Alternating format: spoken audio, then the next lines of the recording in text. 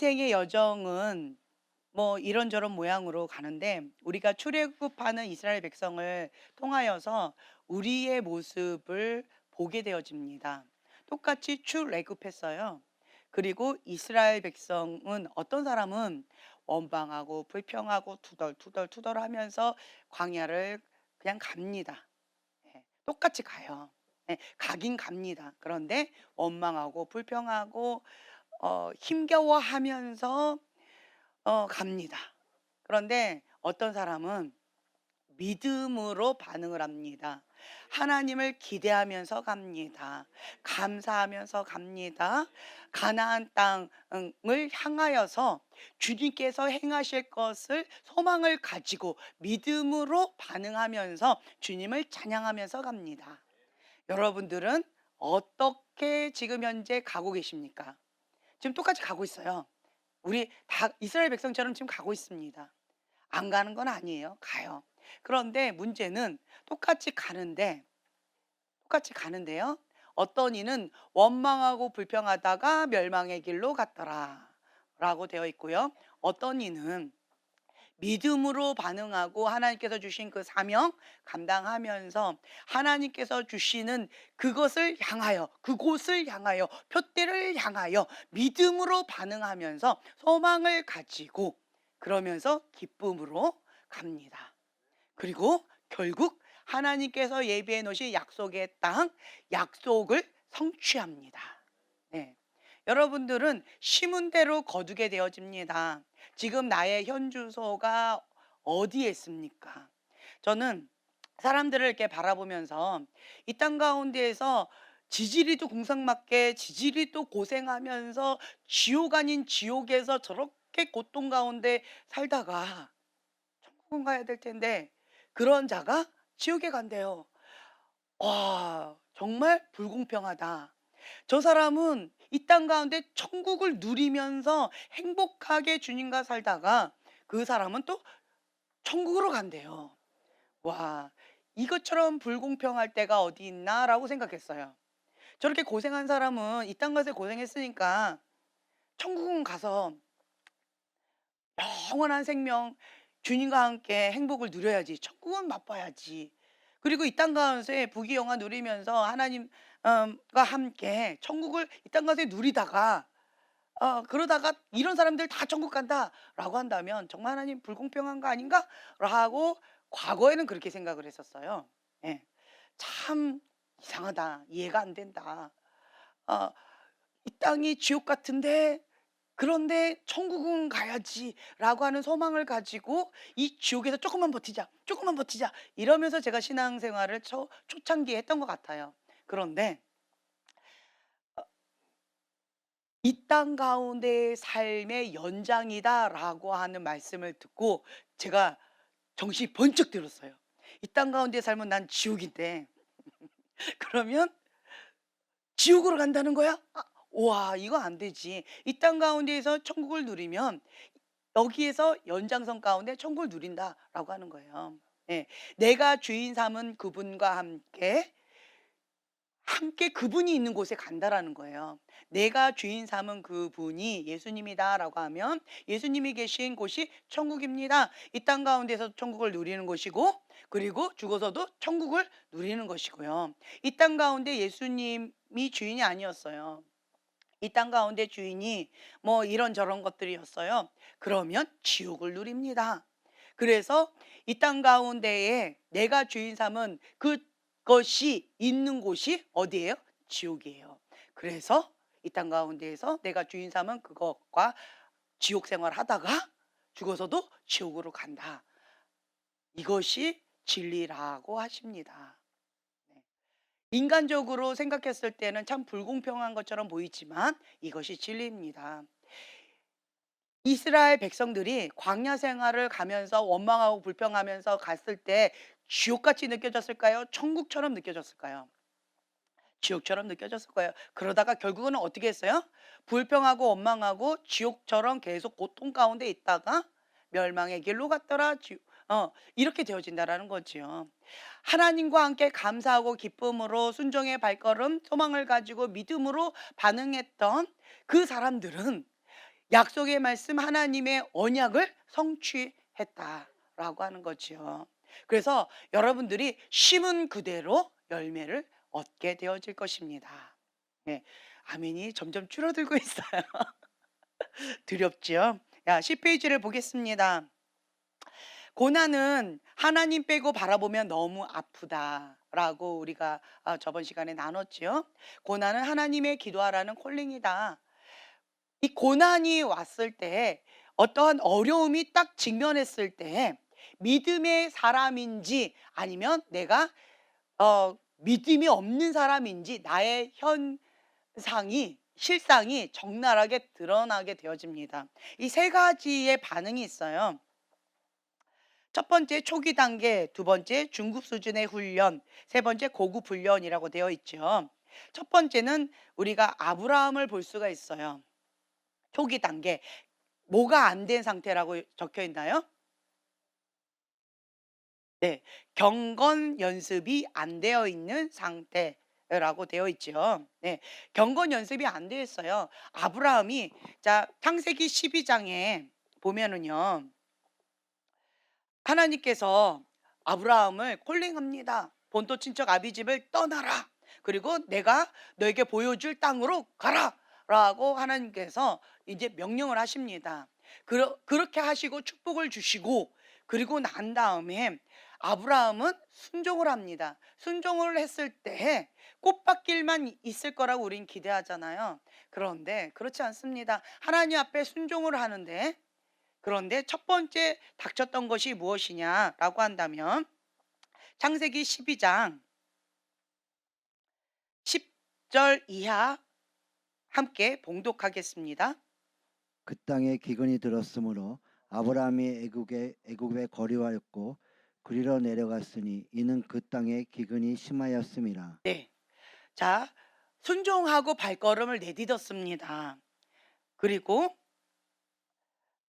5절에 보면은요, 마침내 가나안 땅에 들어갔더라 라고 되어 있어요. 마침내 가나안 땅에 들어갔다. 이제 하나님 말씀에 순종해서 내가 갔는데, 그런데 무엇이 기다리고 있었는가? 적과 꿀이 흐르는 그러한 풍요로움이 기다리고 있었던 것이 아니라 그 땅에 기근이 들었으므로. 그래서 아브라함이, 하나님은 가나안 땅 가운데에 있어라라고 하고, 내가 7절에 보면 내가 이 땅을 내 자손에게 주리라. 어떤 땅? 이 땅. 이 땅이었어요. 하나님이 약속하신 땅은 이 땅이었어요.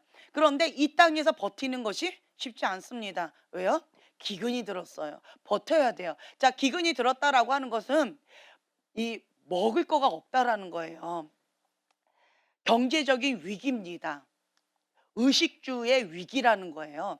먹고 살 수 있는 그 생계 문제, 기본적인 기초적인 문제가 딱 직면했다라는 거예요. 죽고 사는 문제가 걸렸다라는 거죠.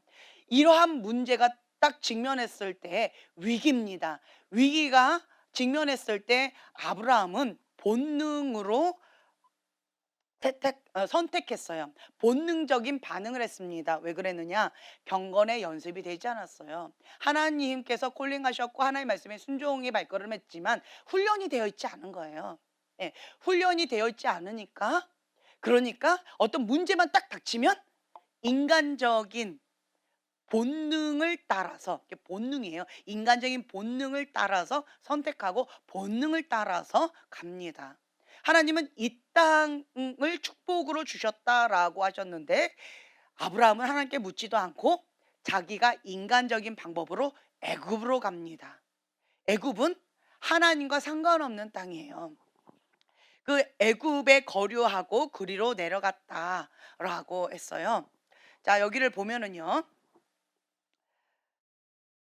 자, 10페이지를 이렇게 보시면 애굽으로 내려갔다 본능적인 선택이었다.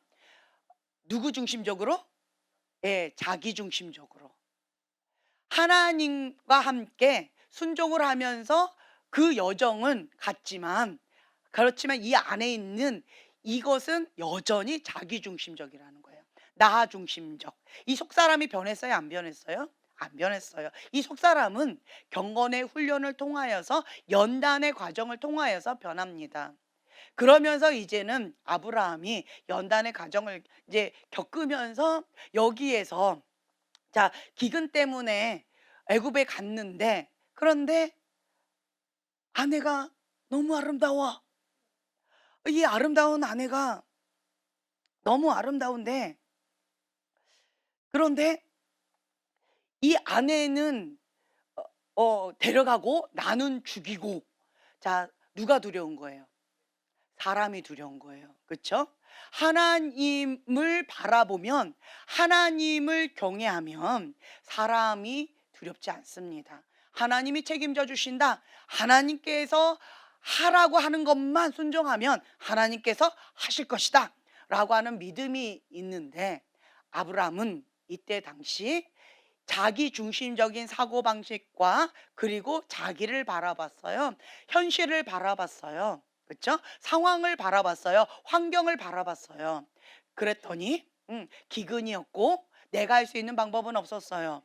그리고 아내를 바라봤더니 너무 아름다웠어요. 그래서 나는 죽게 생겼고 아내는 빼앗기게 생겼고 그래서 아브라함은 인간적인 본능으로 말을 합니다.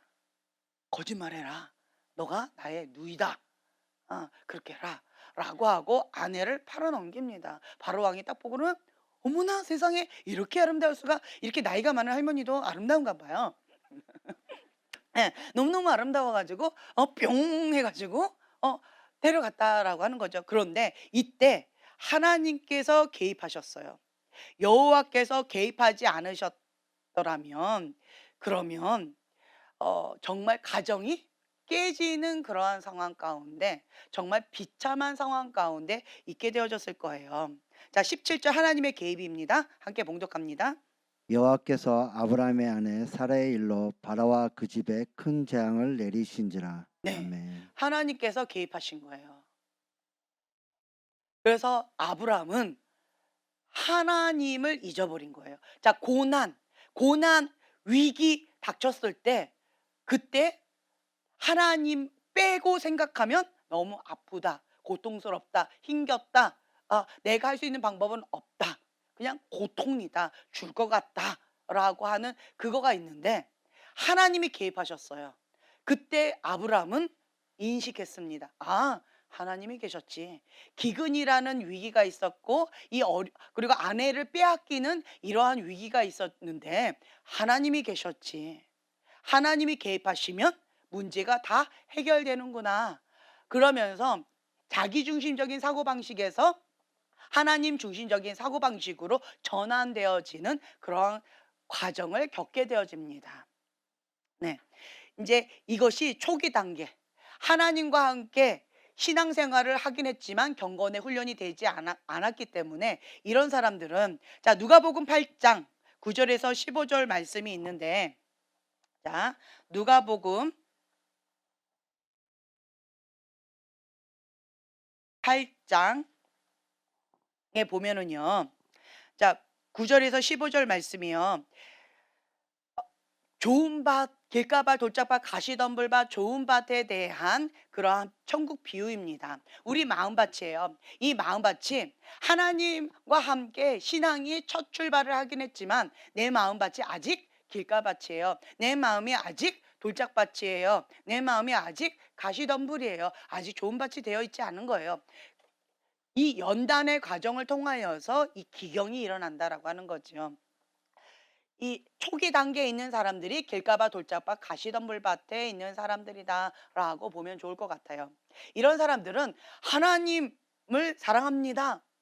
하나님을 믿습니다. 나의 주인은 예수님입니다. 라고 입으로는 그렇게 아주 크게 외칩니다. 그런데 문제가 닥치면 그러면 길가밭으로 반응합니다. 문제가 닥치면 그러면 돌짝밭으로 가시덤불밭으로 반응을 합니다. 그것이 나의 현주소다. 그러면서 하나님 앞에 깨지는 거예요. 하나님 앞에 깨지면서 현실을 직면할 수밖에 없습니다. 나는 예수님이 주인이라고 생각했는데 아니었네. 여기를 보면은요. 길가밭은 구원을 얻지 못하게 하려고 마음에서 빼앗는 거다.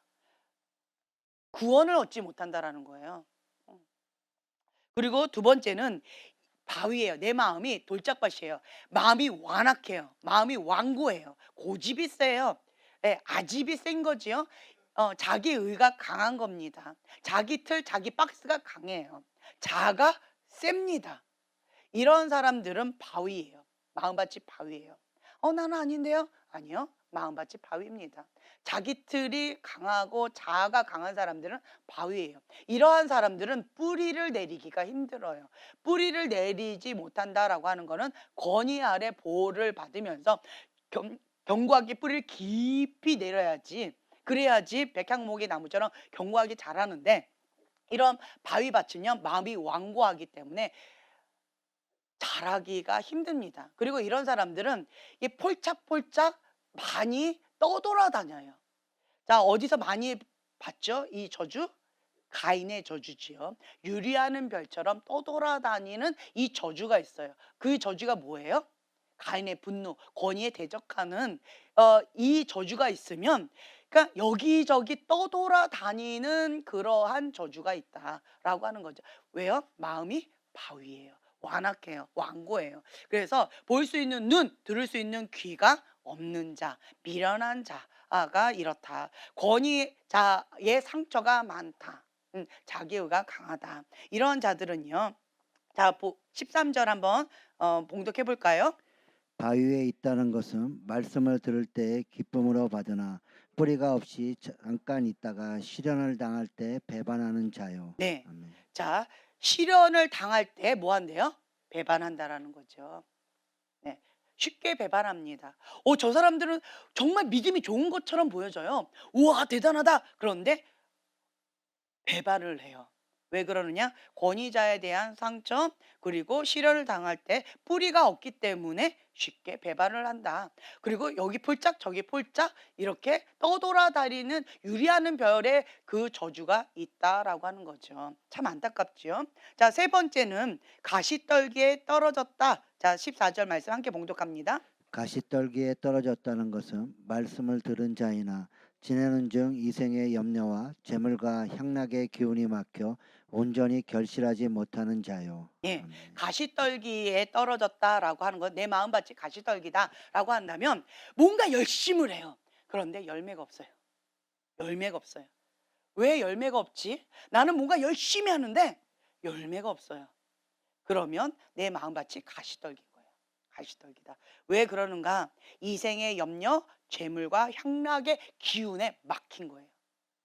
내가 뭔가 열심히 하고 신앙생활 뭔가 하는 것 같은데 열매가 없다라고 한다면, 성령의 열매가 없다. 내가 뭔가 애쓰고 힘쓰는 만큼의 열매가 맺혀지지 않는다라고 한다면 내 마음밭이 가시떨기구나라고 인지하세요. 그렇다라고 한다면 이 마음밭을 하나님 앞에 이거를 다듬어야 된다라고 하는 거죠. 우리가 가장 사모하는 밭은 좋은 밭이에요. 내 마음밭이 좋은 밭 되고 싶죠. 아멘. 그러면 볼 수 있는 눈, 들을 수 있는 귀가 있는 자, 지혜로운 자입니다. 처음에 출발은 다 비슷해요. 근데 차이가 뭐냐? 반응이 다르다는 거예요. 반응이 달라요. 길가밭은 쉽게 뺏기는 자예요. 마음도 쉽게 뺏겨요. 예. 와, 은혜롭다. 근데 쉽게 뺏겨버려요.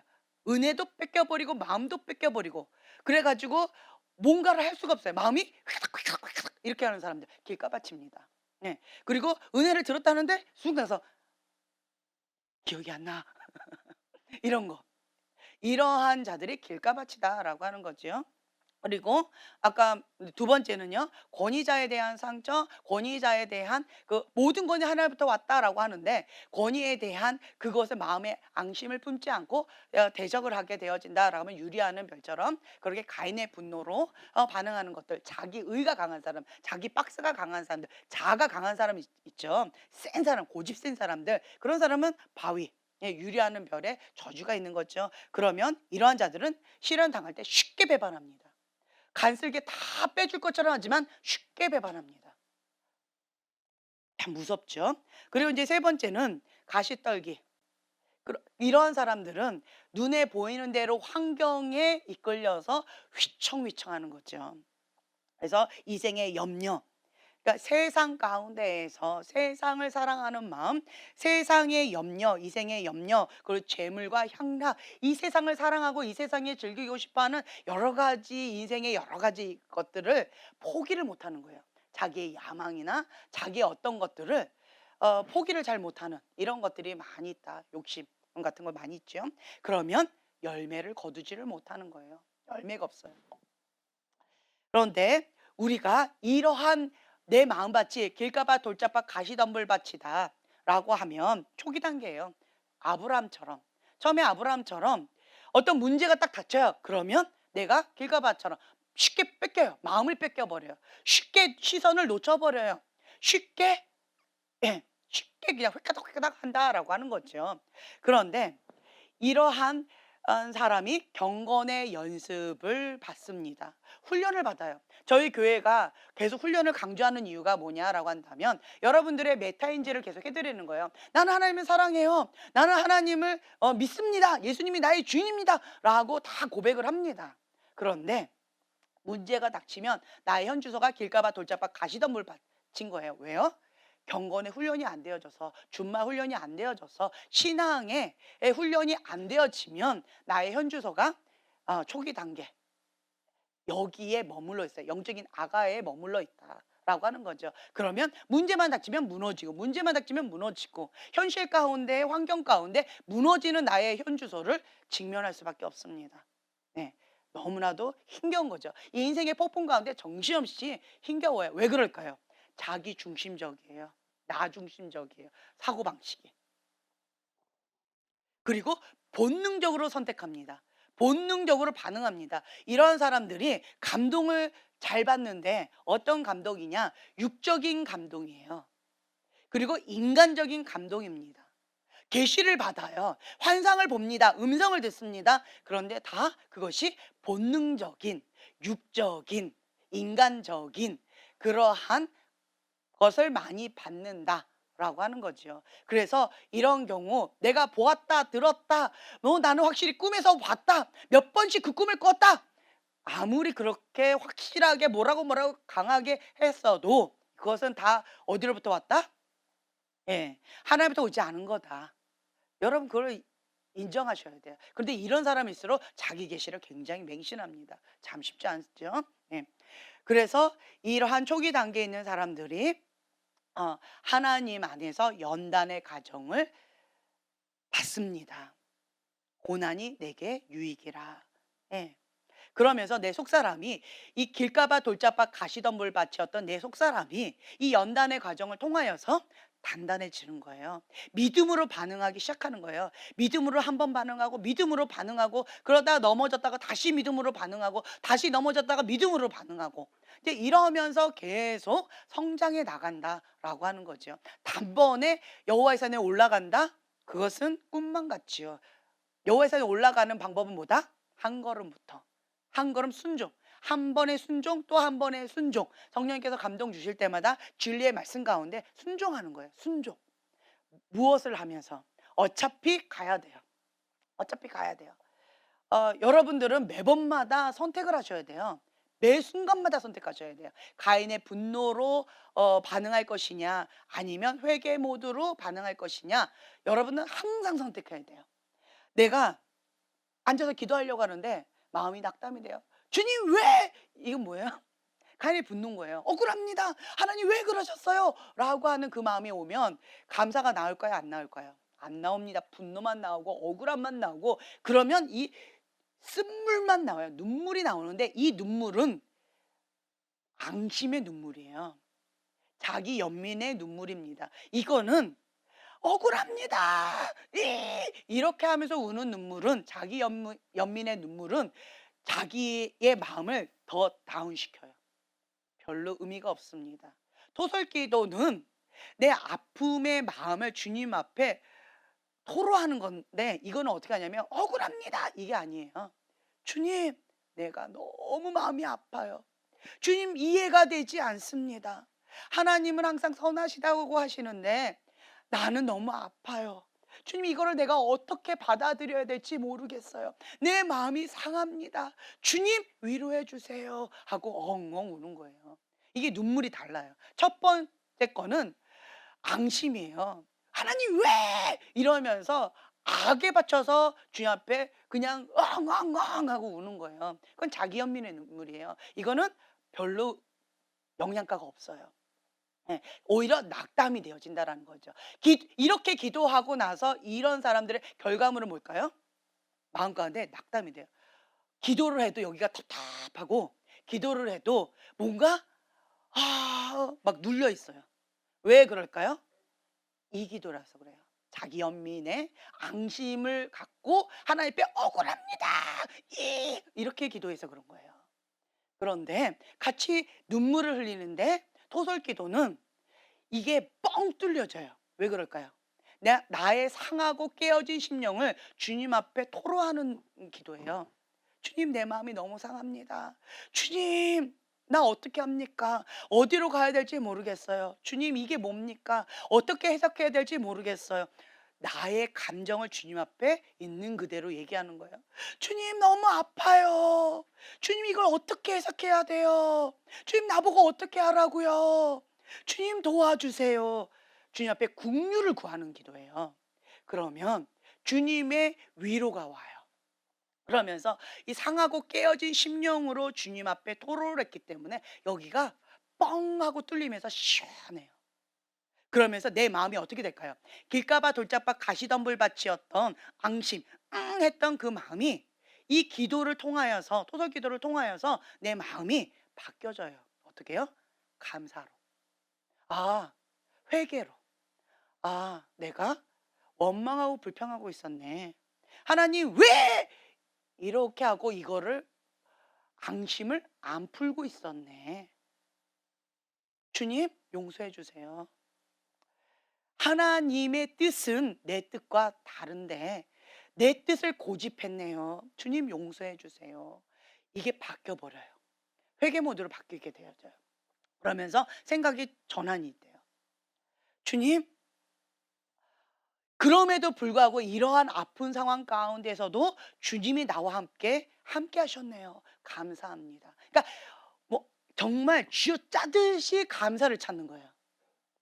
내가 이런 환경 가운데 태어났는데, 이러한 상황 가운데 처했었는데, 그럼에도 불구하고 하나님은 돕는 천사를 붙여주셨네요. 그럼에도 불구하고 내가 이길 수 있는 힘을 주셨네요. 그럼에도 불구하고 주님이 나의 오른손을 들어주셨네요. 승리는 여호와께 있다. 매번마다 내가 영적 전쟁에 능한 용사로서 하나님께서 나를 훈련시켜 주셨네요. 나를 홀로 내버려 두지 않으셨네요. 나는 고아처럼 버려진 자가 아니었네요. 주님, 감사합니다. 이런 고백이 나오게 되어진다는 거예요. 이게 달라요. 이 차이점을 아셔야 돼요. 그래서 열매로 그들을 알지니, 내가 지금 현재 자기 연민의 앙심을 품는 기도인지 토설 기도하는 건지 상하고 통해하는 심령으로 기도하는 건지 모르겠어요. 이런 사람들이 있어요. 질문하시는 분이 있는데 결과물로 보세요. 기도 실컷 했는데 마음이 답답하고 마음이 안 풀리고 눌렸어요. 그럼 이거예요. 그런데 반대로 내가 하나님 앞에 막 기도를 했는데 내 안에 회개가 나오고, 그리고 다음에 아까 뭐라고 했죠? 감사가 나오고, 할렐루야, 감사합니다. 네, 회개가 나오고 감사가 나오고 주님의 위로하신 가운데 여기가 뻥 뚫리는 거. 그럼 그건 토설기도 제대로 한 거예요. 다른 말로요, 기도가 올라간 거예요. 이렇게 기도가 올라가면 주님께서 응답해 주시는데, 기도를 으앙 하는 기도는 허공에 떠돌다가 혹은 이 땅에 꺼지는 기도예요. 땅에 꺼져버리면 눌려버려요. 그러면 자기 분에 못 이겨서 으악 이렇게 되어져요. 이런 거 아무 소용없다. 오히려 눌리는 기도, 불필요한 기도, 뭐 기도 안 하는 것보다 나아요. 하지만 우리가 기왕할 거 제대로 하자. 네. 어떤 사람은 같은 시간에 같이 기도하는데 기도가 올라가요. 근데 어떤 사람은 같은 시간에 같이 기도하는데 기도가 꺼져버려요. 눌려버려요. 아무 게 없어요. 참 안타깝잖아요. 그렇죠? 기왕이면 하나님께서 흡양하시는 기도, 하나님께서 흡양하시는 예배, 하나님께서 기뻐하시는 그러한 찬양을 드리면 우리가 더 좋잖아요. 그렇죠? 그러니까 왜 이 차이가 뭐냐? 이 아브라함이 실수했던 그 부분이에요. 자기 중심적으로 본능적에서 출발한 거. 그러면 여기고 하나님 중심적으로 시작하면 하나님이 기뻐 흡양하시는 거죠. 하나님의 뜻 가운데 우리가 나아가는 거예요. 그러니까 하나님의 코드에 맞추는 거예요. 그러면 이게 결과물이 완전히 달라진다라고 하는 거죠. 그래서 나의 마음이 길가봐 돌짝밭 가시덤불밭이다라고 한다면 그것을 인정하세요. 마음을 쉽게 뺏긴다. 길가밭이에요. 마음을 쉽게 뺏긴다. 예, 길가밭입니다. 그러면 그것을 그냥 인정하고 주님 앞에 그냥 토로하는 거예요. 기도하세요. 그리고 어떠한 위기가 닥칠 때마다, 고난이 닥칠 때마다 마음을 무릇 지킬 만한 것 중에 뭘 지켜라? 마음을 지켜라. 생명의 근원이 여기서 나온다. 그래서 무엇보다도 이 마음을 지키기 위해서 막 기도하는 거예요. 마음을 뺏겼어요? 그러면 주님 앞에 막 부르짖고 기도해요. 통성으로 막 부르짖고 기도해요. 언제까지? 마음의 평강이 올 때까지. 이 마음 훈련을 하셔야 돼요. 마음을 지키는 것부터 시작하셔야 돼요. 전쟁에 나가기 전에 마음을 뺏기지 않는 훈련을 합니다. 중보자는요, 첫 번째, 뭐 여러 가지 훈련이 있는데 가장 큰 훈련 중에 하나가 뭐냐면 방금 이거예요.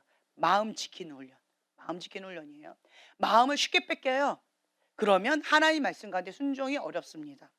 군인으로서 전쟁에 나가기가 어렵어요. 마음 뺏겨버렸는데 뭐. 마음 뺏겼으면 이런 사람들 표정이 어때요? 넋이 나갔어요. 마음 뺏겨버렸는데. 살 의욕도 없어. 기분 나빴어. 전쟁이 막 하고 있는데 지금 거기에 관심 없어. 나는 딴 거에 관심 있어. 막.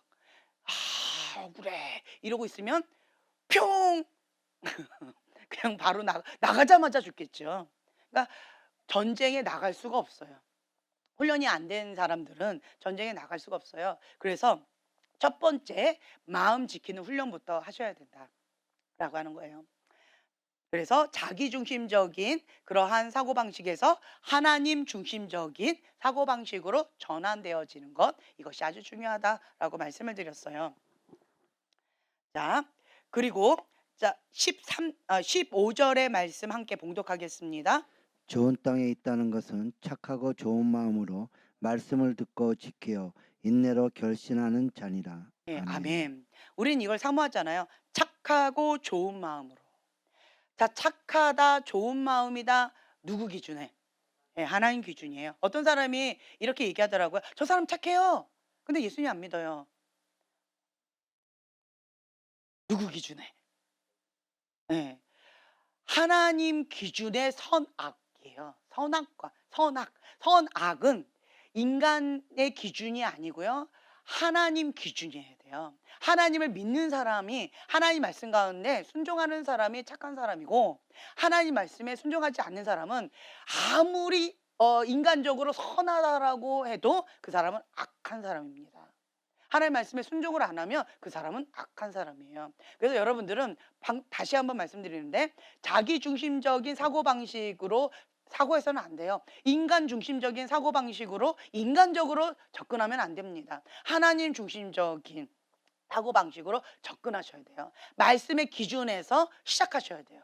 네. 하나님의 말씀을 듣고 지키는 자가 선한 사람, 착한 사람, 네. 의인이다라고 하는 거죠. 그래서 하나님이 보실 때에 의롭다, 착하다, 선하다라고 하는 사람들을 우리는 선하다, 착하다라고 우리도 하나님 코드에 맞춰서 얘기를 하셔야 돼요. 네. 그래서 착하고 좋은 마음으로 하나님의 말씀을 듣고 지키어 인내로 뭐 하는 자? 예, 열매까지 맺어야 돼요. 열매가 맺혀질 때까지 인내로 버텨야 돼요. 이게 참 쉽지 않더라고요. 착하고 좋은 마음으로 말씀을 들어요. 그런데 그것을 지켜내는 건 참 쉽지가 않아요. 왜 그런가? 오늘 봉독했던 말씀 가운데 이사야 29장 13절 말씀, 에스겔서 33장 30절에서 31절 말씀, 이 두 구절을 한번 찾아서 봉독하고 싶어요. 이사야 29장 13절 말씀, 이사야 29장 13절 말씀 함께 봉독하겠습니다. 주께서 이르시되 이 백성이 입술로는 나를 가까이하며 입술로는 나를 공경하나 그들의 마음은 내게서 멀리 떠났나니 그들이 나를 경외함은 사람의 계명으로 가르침을 받았을 뿐이라. 아멘. 입으로는 하나님을 가까이 해요. 입으로는 하나님을 공경해요. 그런데 무엇은 떠났대요? 예, 마음이 떠났다. 마음이 떠났다. 왜 그러는가? 사람의 계명으로 가르침을 받았다. 네. 자, 에스겔서 33장 30절에서 31절의 말씀입니다. 에스겔서 33장 30절에서 31절의 말씀. 자, 찾으셨으면 한 목소리 봉독하겠습니다. 인자야, 내 민족이 담 곁에서와 진문에서 너에 대하여 말하며 각각 그 형제와 더불어 말하여 이르기를, 자 가서 여호와께로부터 무슨 말씀이 나오는가 들어보자 하고, 백성이 모이는 것 같이 내게 나아오며 내 백성처럼 내 앞에 앉아서 내 말을 들으나 그대로 행하지 아니하니 이는 그 입으로는 사랑을 나타내어도 마음으로는 이익을 따름이라. 아멘. 네. 자, 여기에도 같은 말씀이에요. 자, 가서 여호와께로부터 무슨 말씀이 나오는가 들어보자. 자, 들어보자라고 갔어요. 그런데 입으로는 사랑을 나타내어도 마음으로는 이욕을, 자기 욕심을 따른다. 라고 하는 거예요. 하나님을 따르지 않는다라는 거예요. 그러니까 입과 마음이 다르다. 생각과 나의 행동이 다르다라고 하는 거예요. 왜 그렇다? 첫 번째는 사람의 계명으로 가르침을 받았을 뿐이다. 하나님의 계명으로 우리가 가르침을 받아야 되는데 하나님 중심적인 사고방식. 근데 인간적인 것으로 가르침을 받았다라고 하는 거예요. 사람의 계명으로 가르침을 받았을 뿐이다.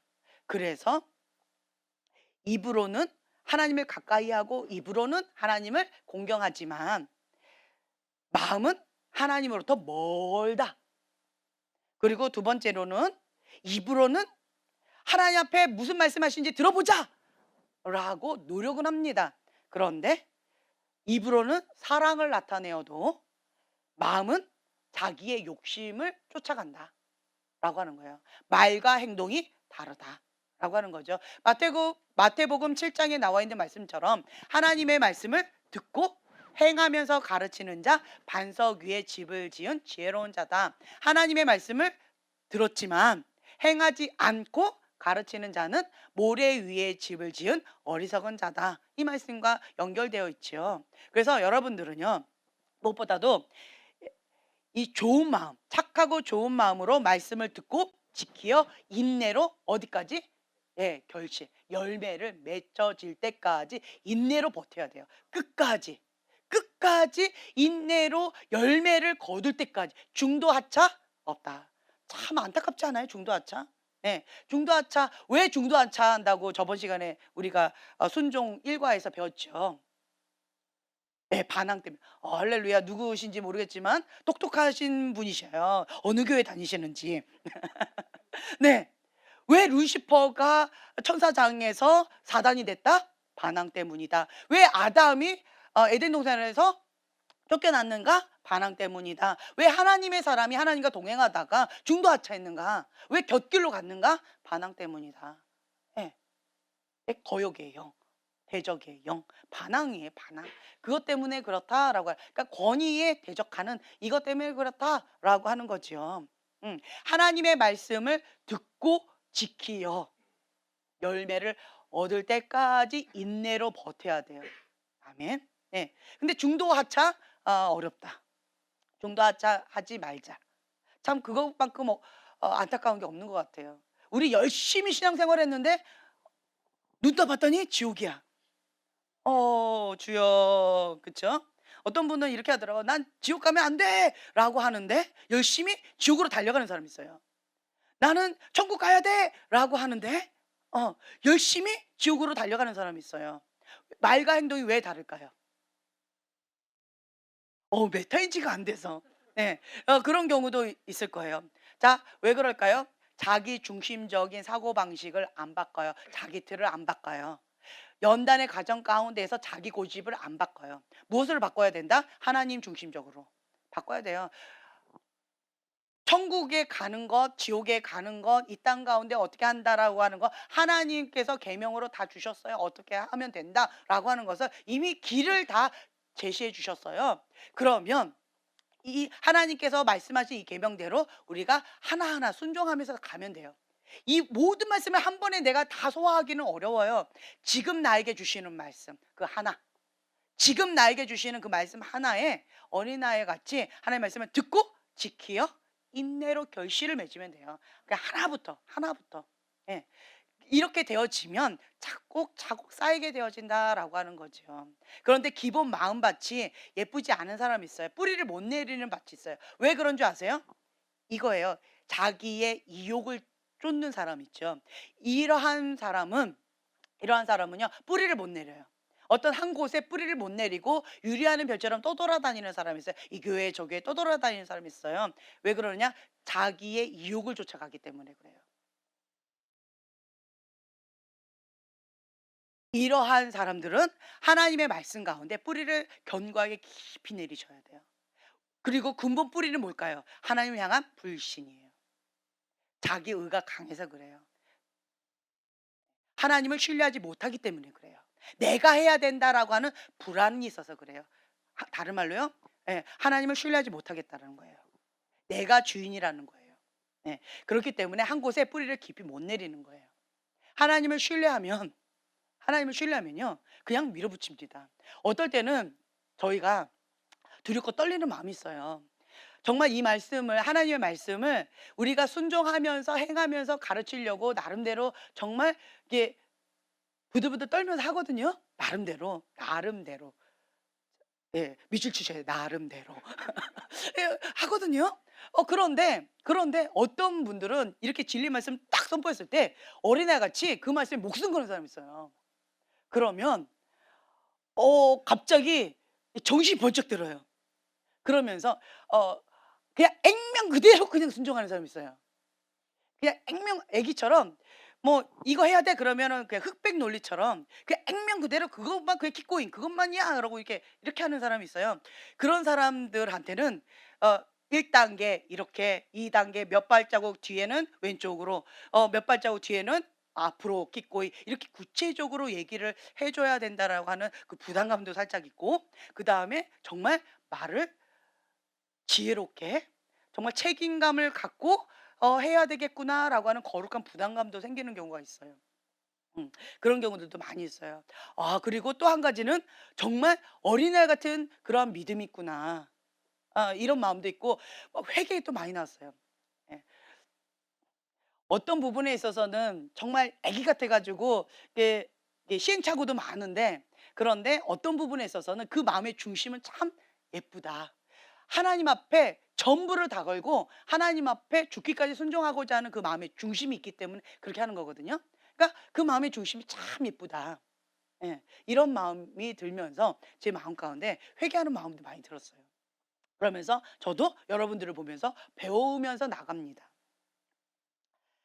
자, 여기 중급 수준의 훈련을 보면은요, 성숙이라고 이제 표현되어 있죠. 다윗이에요. 하나님 중심적인 사고 방식으로 해석을 한 다윗이에요. 자, 위기가 있었어요. 블레셋과의 전쟁이에요. 누가 등장했어요? 예, 골리앗이에요. 자, 이거 보세요.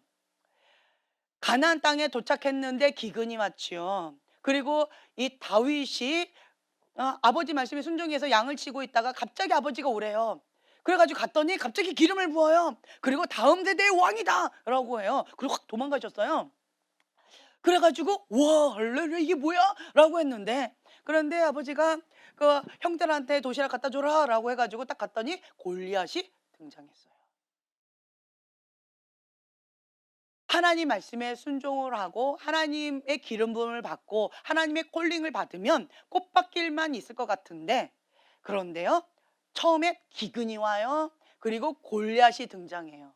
내가 할 수 있는 영역이에요? 내가 할 수 없는 영역이에요? 예, 내가 할 수 없는 영역이에요. 인간의 한계를 뛰어넘는 영역이에요. 기근을 내가 할 수 없잖아요. 골리앗을 내가 할 수 없잖아요. 그렇죠? 할 수 없는 그 영역 가운데 위기를 직면하게 되어진다는 거예요. 문제가 있어요. 자, 그건 뭐예요? 믿음을 발휘할 때다. 예, 연단의 과정을 통해서 위기가 하나님의 사람에게는 기회다. 믿음으로 반응하는 거예요. 다른 말로요, 자기 중심적인 눈으로 보면 문제예요. 아, 우린 죽었다. 우리는 메뚜기다. 으아, 큰일 났다. 이제 끝났다. 인간적인 자기중심적인 관점에서는 그렇게 해석이 되어지는 거죠. 그런데 하나님 중심적인 사고방식은 그들은 우리의 밥이다. 그리고 기근이냐? 그러면 하나님의 기적을 맛볼 때다. 네. 그리고 골리앗 단방에 끝내주겠다. 라고 하는 거죠. 전쟁은 여호와께 있다. 그렇기 때문에 너희를 내 손에 붙였다. 라고 하는 거죠. 할례 받지 못한 짐승이 어디 감히 하나님을 망령되이 일컫느냐? 그 입 다물라! 라고 하면서 한 방에 휙휙 뻥 하는 거죠. 하나님의 관점으로 보면, 그러면 제가 이제 이렇게 물맷돌로 해서 우리 형제님 이마에다 하려고 하면은 머리카락을 좀 치워야 되고 거기에 어디다가 이렇게 해야 된다. 이래야 되는데, 그런데 골리앗은 얼굴이 이따만해요. 머리도 많이 벗겨지지 않았을까?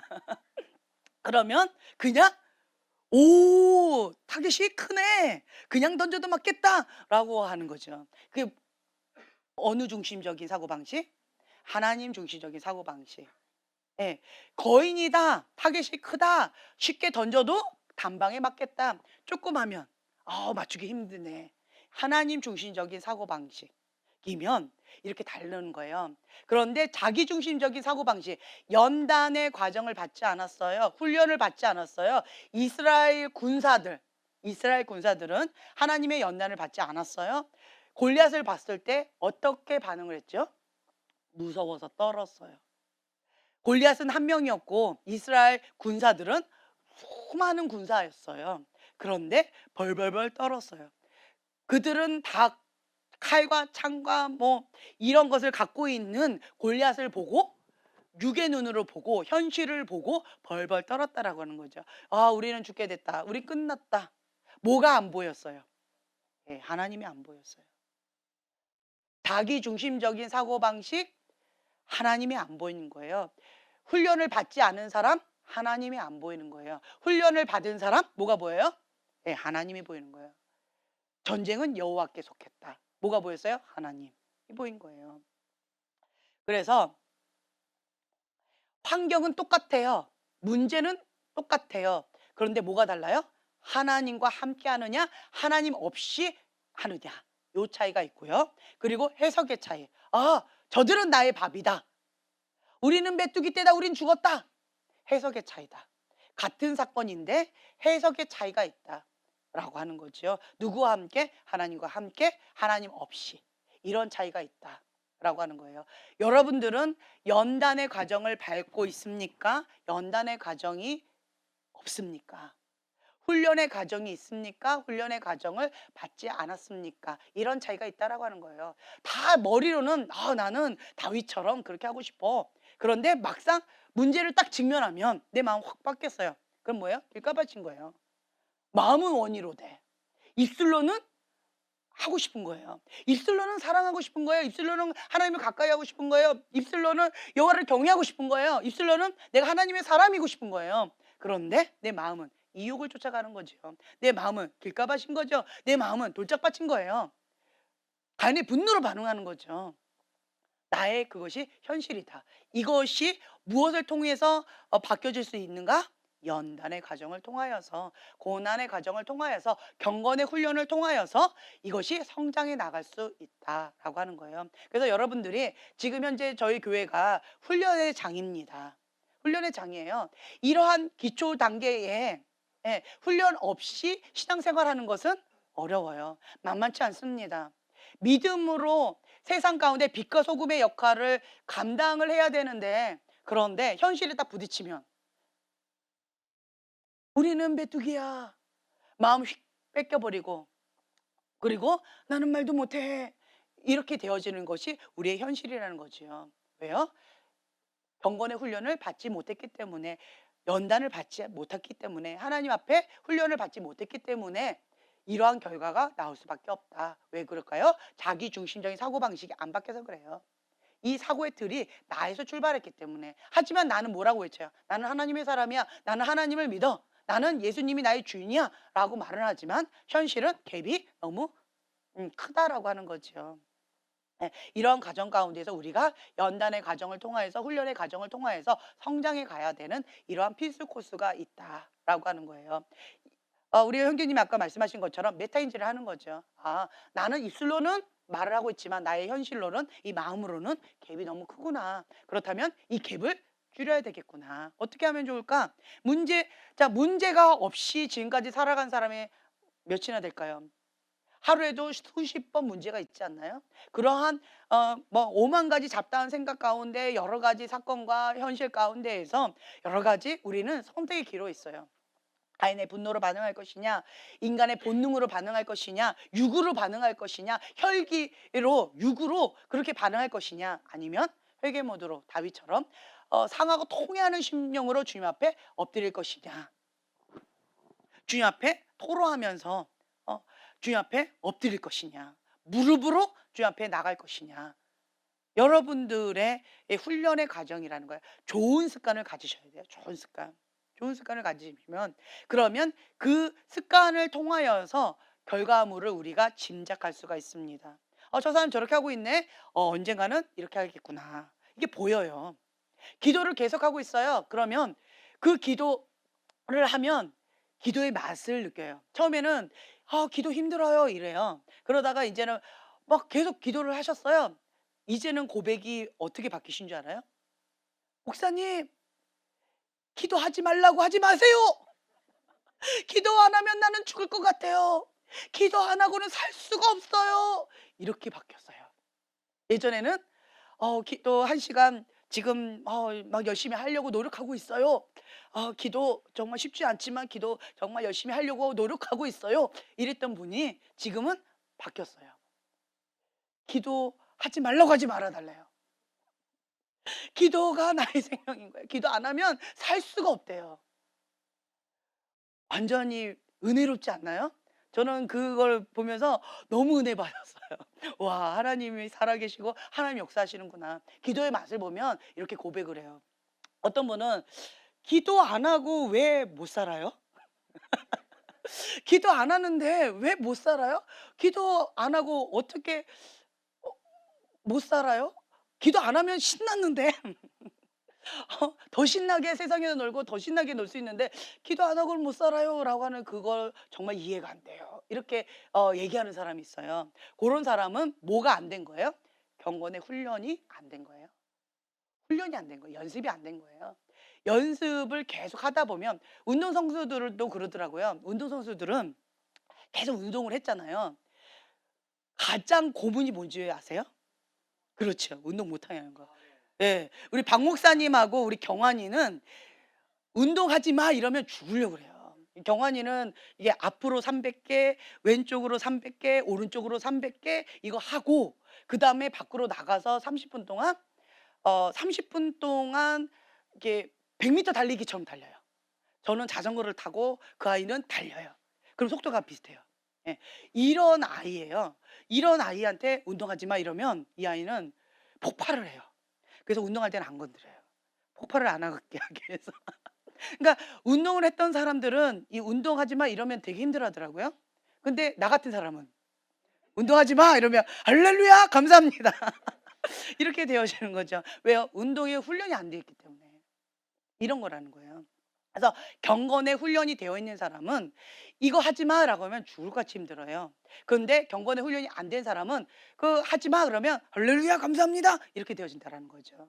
그러면 이런 사람은 자기 중심적인 육적인 본능에서 벗어나기가 어렵다라고 하는 거예요. 그래서 여러분들은 이 성장의 과정을 겪으려면요. 경건의 훈련이 필수 코스다. 자, 보면은요.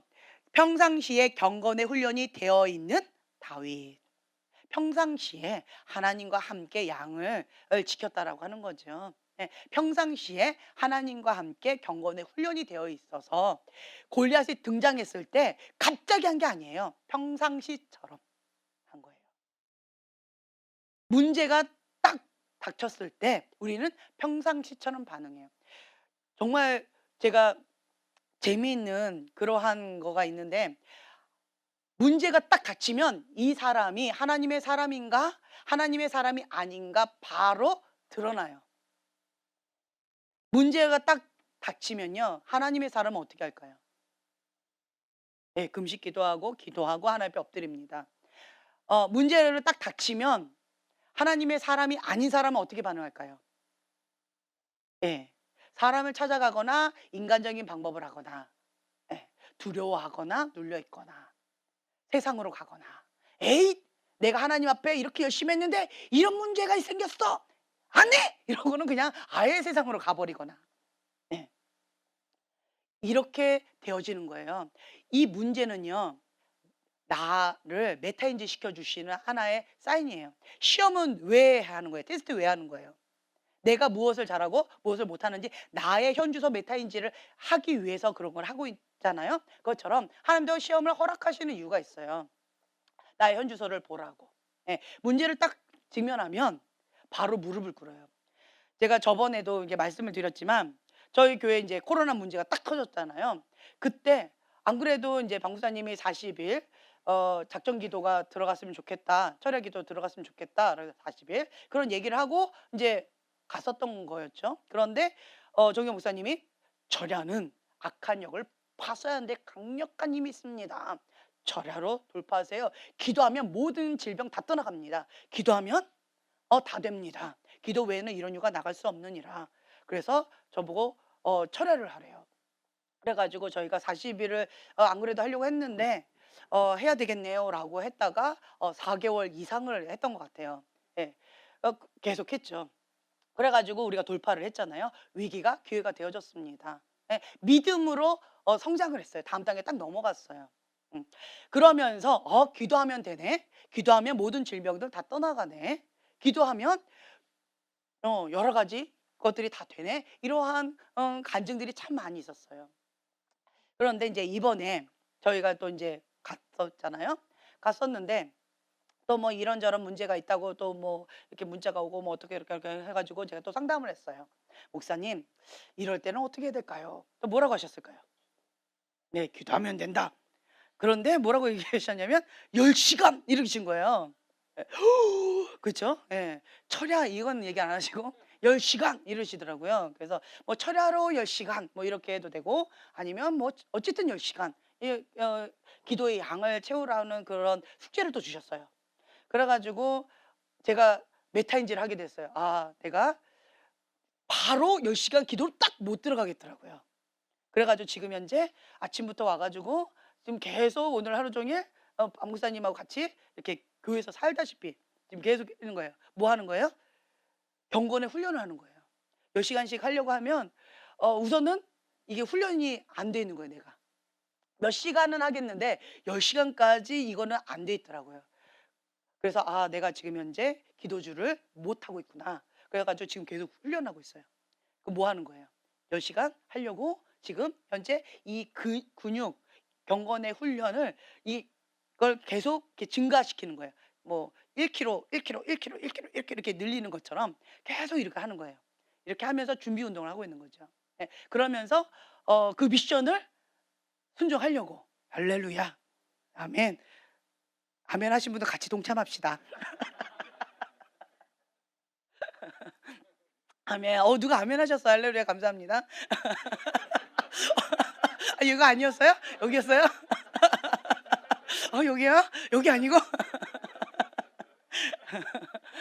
그러면서 이제 막 이렇게 하는 거죠. 예, 그러면서 제가 이제 깨달았던 것은 정경 목사님은 저한테 뭐라고 하셨냐면 어 그 국가가 코로나로 인해 가지고 뭐 민주당이 막 이렇게 막 했을 때 막 거룩한 분노가 나면서 "이거 교회가 깨어 있어야 되는데 교회를 아주 대놓고 대적하고 이렇게 정부가 저렇게 하는 거는 이거는 이건 안 된다. 이건 자존심 문제다. 이거는 하나님의 교회가 깨어 있어야 된다. 이거는 그냥 넘어갈 수 없다."라고 하시면서 저녁 다섯 시부터 저녁 5시부터 새벽 3시까지 10시간 기도하셨대요.